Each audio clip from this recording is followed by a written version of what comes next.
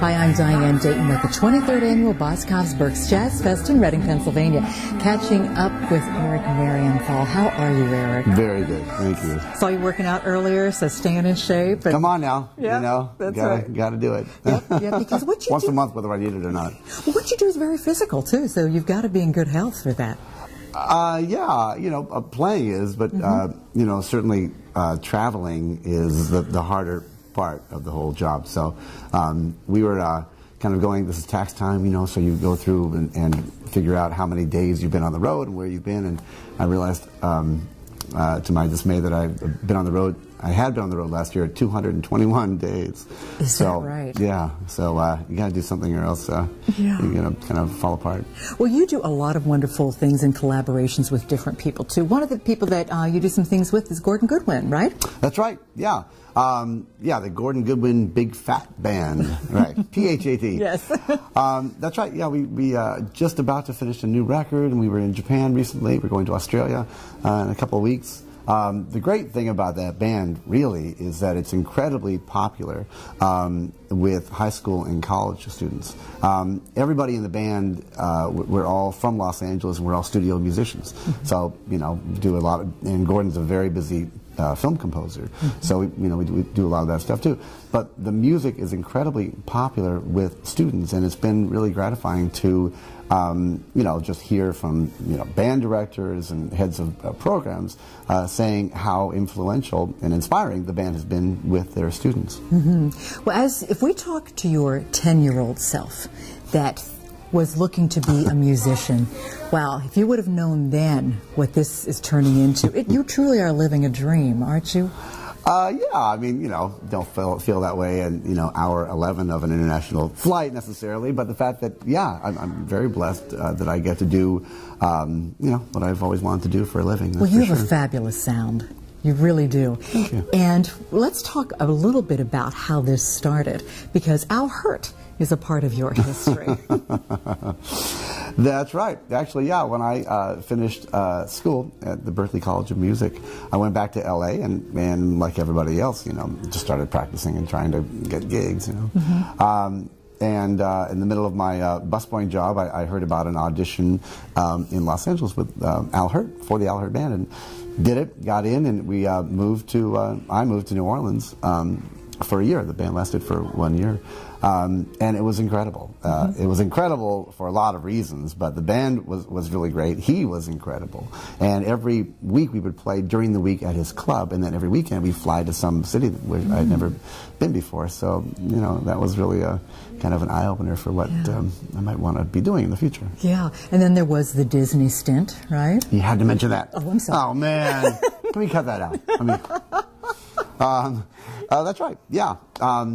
And that was actually an incredible band. It was an incredible band, but it was a really great gig. It was 5 days a week and full benefits, and and I played the piccolo, clarinet, and alto saxophone chair. I started on the baritone, bass clarinet, and tenor chair, and so I really got into other instruments that I hadn't been playing all that much before, and you know, what can I say? It was the happiest place on earth. It was, until you got that call from Chick Corea. Right. And the world Then it became changed. much happier, actually. Yes, yeah. Talk about time with Chick. You know, I say repeatedly that I wish every musician could have the experience of playing with Chick Corea. I mean, you know, there are a lot of great musicians in the world, and then there's a level that is just otherworldly, and Chick is among that very, very few number. You know, one of the interesting, I mean, we could talk for an hour about, more than that, about, you know, how incredible that experience has been. But really, probably the most incredible thing, frankly, is that, you know, being in a situation like that where you would think that it would be incredibly intimidating, it was the opposite. He was incredibly inviting and giving and encouraging, not only with what he would say, but in particular how he would play behind you. If I played a solo, musically, he would be saying, yeah, go, go, go. And the farther out we'd go, it'd be like, yeah, yeah, yeah, do it.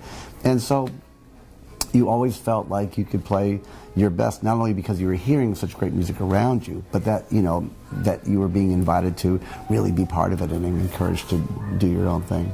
And speaking of doing your own thing, how many CDs do you have out? 13, but who's counting? Oh my gosh. Tell me about the latest one. The latest is called It's Love on Peak Records, E1. Chuck Lowe produced it, and as the name would imply, it's a romantic ballad record. It's a record that I've wanted to do for a long time. In the summer before we put the record out, I was traveling a lot in Europe with Chuck, and we had been talking about a project, you know, some sort of project, and this idea came up, and he was all for it. And so during the course of that month-long tour, we wrote a lot of the music and put everything together, so that when we got back that fall, we recorded it. And you know, you say this about, you know, every record, but it is my favorite record I've done. You know, it's, you know, every time you do a record, it's like having another kid. You know, yeah. So how do you right. know, you love all your children? Yes. That's right. But I'm excited about it. It's been going real well, and it's fun to play that music live. Well, you like to give back to the community as well, and I believe this is the 15th year for High Hopes. Right. Explain more about that. Right. Every July I put on a benefit concert for an organization called High Hopes in Tustin, California. And High Hopes is a nonprofit organization that helps people who have suffered traumatic brain injuries. And you know, and brain injuries are so incredibly broad in terms of what they, how they manifest themselves. But it's for people who have either run out of insurance money, or perhaps didn't have insurance to begin with. We forget that, you know, insurance does have a ceiling, and it's an incredibly, it's a lifelong recovery process with a lot of these injuries.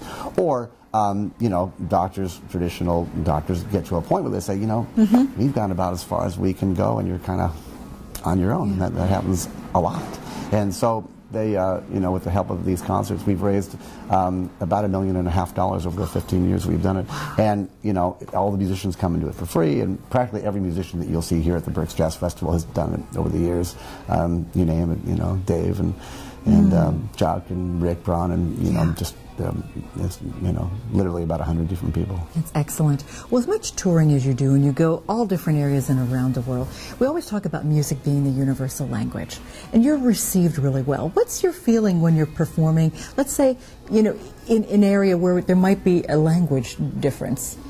Well, that's, you know, I'm used to that. I travel internationally a lot. That's kind of become, you know, one of the things that I do, and it's not only interesting to you know, play for people who may not be able to communicate verbally, but I play a lot with musicians. I get invited to Eastern Europe a lot, and Asia a lot, and Italy a lot, you name it, where the musicians, there was a situation recently where I played in St. Petersburg, Russia, very recently, where the bass player spoke a teeny bit of English, but nobody else spoke like a word. The promoter had put this concert together for me, where they you know, put the band together with local guys, and so we had kind of a talk-down rehearsal before the concert. They had listened to the music and they had the charts and everything, but it was such a fun, and all those experiences are really unique because, yeah, it just goes to show you that though you can't communicate verbally, we have this other language that's music, and